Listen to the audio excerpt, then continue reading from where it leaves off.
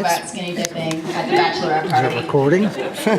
Nor will I tell about the time we ate those questionable baked goods at that Tom Petty concert. I wouldn't do that to Amy on her big day. It wouldn't be appropriate.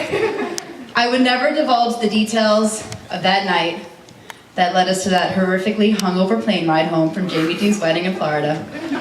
Or that time we were still in high school and almost got arrested at Robert Moses Beach at 4 in the morning. Lauren was there.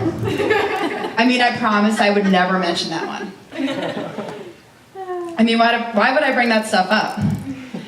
It's entirely unnecessary. And there's really no point in me telling you about our teenage shenanigans on the lawn of the village post office. And I would never mention that time that we went to that ridiculous all-night drum circle, dance party, rave in the woods in Gloucester when we were still underage. Never, never, never. It just wouldn't be right. I'm not even going to talk about that time we got into a confusing fist fight in Huntington Village when we were teenagers, because really, it's none of your business. But before I go any further, I'd like to quickly thank both families, the LeMays and the Chandlers, for helping to make this day possible. A thank you as well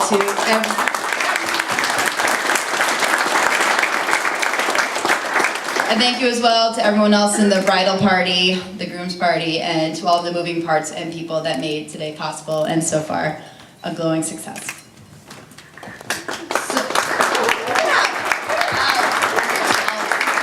All right, so the way this works is I tell you the story of Amy and Hayley. We became friends in the lunchroom of Findlay Junior High School.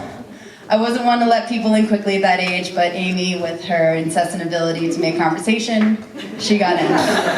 I may have been attracted to how outgoing she was, her goofy sense of humor, or her very blunt and direct honesty. But really, she was just a genuine class act, and above all else, an incredibly loyal friend, and she has been since the day we met.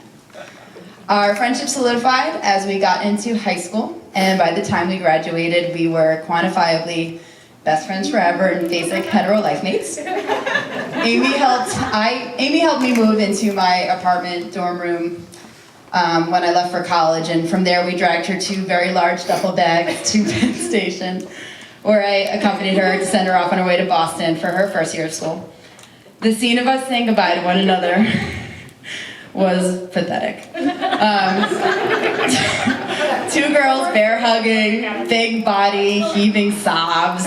I mean, ugly cry. It was bad. Me not wanting to walk away, her not wanting to get on the train. It was bizarre. People were staring. And honestly, I don't think either of us anticipated that kind of reaction out of each other. But it's a memory that has stayed with me, and I think we were probably both surprised by how attached we were to one another, like sisters. And that's what she is to me. A sister, the family I choose, my wolf pack. Having known Amy for 15 plus years, I can say that we have been witness to each other's fortifying moments in life. All the firsts, all the mistakes, and the triumphs of figuring out who we are. Today I see my best friend so beautiful and so happy, and I'm just overwhelmed by how proud I am of you. I'll cry for you anything. So back it up to about 6 weeks before we left for college, and Amy and I had taken a road trip to Boston to meet some of the new housemates that she'd be living with. And it was during that weekend that Amy and Jamie met. I mean, I've witnessed history here, people. I was there. I was there. And it was the most underwhelming meetup of 2 soulmates. I can't even remember Jamie saying a word the entire time, and he was just that quiet, spacey looking kid in the corner with the Pink Floyd t-shirt on. But I can remember, clear as day on that ride home back to Long Island, Amy looked at me and said, "That Jamie kid, he's special. There's something about him, he's gonna be special." And I was like, really? I'll be honest, me and Jamie were not best friends. He was the awkward third wheel to Amy and I's perfect best friendship for a really long time. He was really quiet and shy, and I was like the more animated best friend. And It seriously took 3 years for us to warm up to each other, and it wasn't that we didn't like each other, he just didn't talk. And I get it, I'm intimidating. I fiercely guard my friendship with Amy. Anyone who knows me knows that. As a joke, they told me they got engaged on her 21st birthday, and I had a complete mental breakdown at the restaurant that we were at in front of that bar. I was crying, it was bad. And they were like, no, we're just kidding, it's a joke. I've been known to kick James out of his own bed when I'd go and visit them back in our college days. Of course, now that's changed. James is one of my best friends, and I would fiercely defend my friendship with him. Jamie is like a brother to me, someone that I trust, respect, and love. I've known him for so long at this point and could not imagine Amy and I's perfect friendship without him. I trust Jamie to always do right by Amy, and he puts up with a fair deal of abuse. And he does it well. Through the process of these two planning this wedding, it's become very apparent why they are such a good match. How incredible has today been? I mean, like, seriously. No, this is amazing. And this is like all this detail. This is all of them. These two are a true team. I see it in the detail and work that has gone into today, and I see it in their everyday life where they're literally always on the same page, working as a unit, working through, always being better together.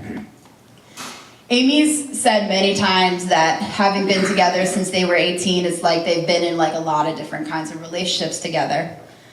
And it's true. You guys have truly grown up together and have shaped one another, and I know that you both make each other better versions of yourselves. I'm supposed to wrap this up with some choice words for the bride and groom, a little advice, if you will.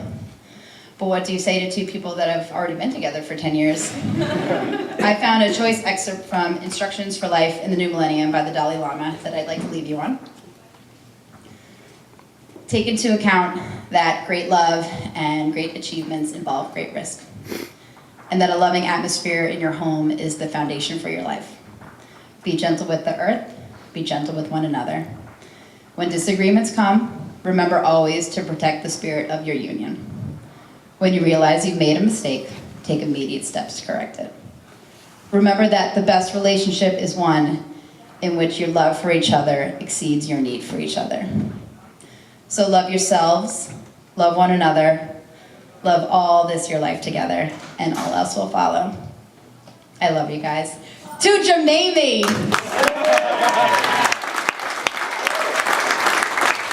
Thank you, Hayley.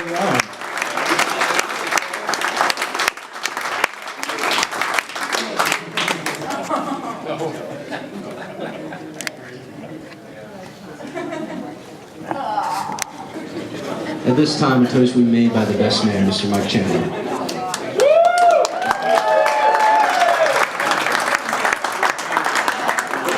Wow, guys, how about that speech? If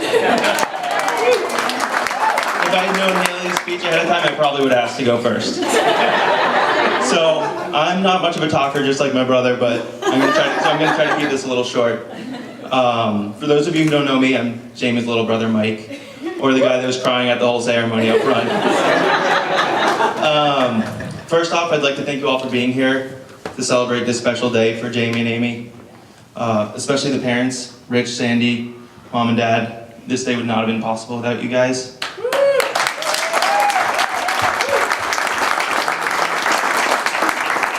When Jamie first asked me to be the best man, I was honored. But then I remembered I had to give a speech and realized his big brother antics of making me do uncomfortable things in public were far from over. Jamie and I have been best friends for 24 years now. We've had some rough patches, like the time he accidentally rode a bike over my head, or the time he wouldn't talk to me for a few weeks because I handed over his hidden cigarettes to my parents because he kept saying I have a big head. But those things are expected when you force a 9 and 13-year-old to hang out every day. We've come a long way since then. We've gotten really close, and I'm happy to say that I've learned more from Jamie than I have from anyone else in my life, and I wouldn't be the person I am without him. Jamie's taught me how to draw, he tutored me in math, taught me pretty much all the swear words I know today, and a few other things I won't mention in front of his new in-laws. Amy and I met when I came up to visit JamAimee at college about 10 years ago, and they just started dating. I realized pretty much right away that Amy was the big sister I'd never had. She gave the pimply, chubby 14-year-old Mike advice like how to find a girl, specifically with good music taste. She taught me how to dress, and most importantly, what soap to use to get rid of that acne.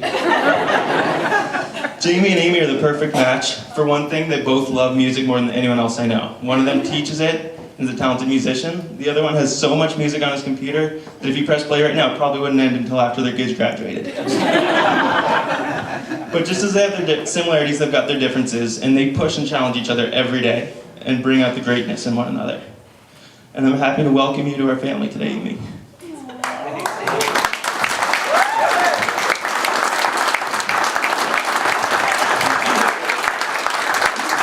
Amy looks stunning tonight, just as all the bridal party who have been helping her get ready all day and been with her since day one.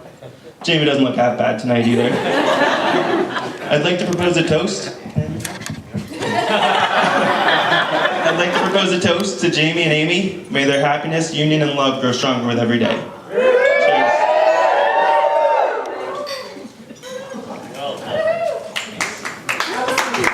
Thank you, Mike Chandler. At this time, dinner will now be served. Please enjoy your dinner.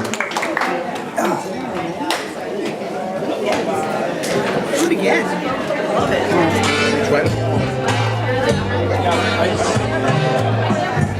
Still recording?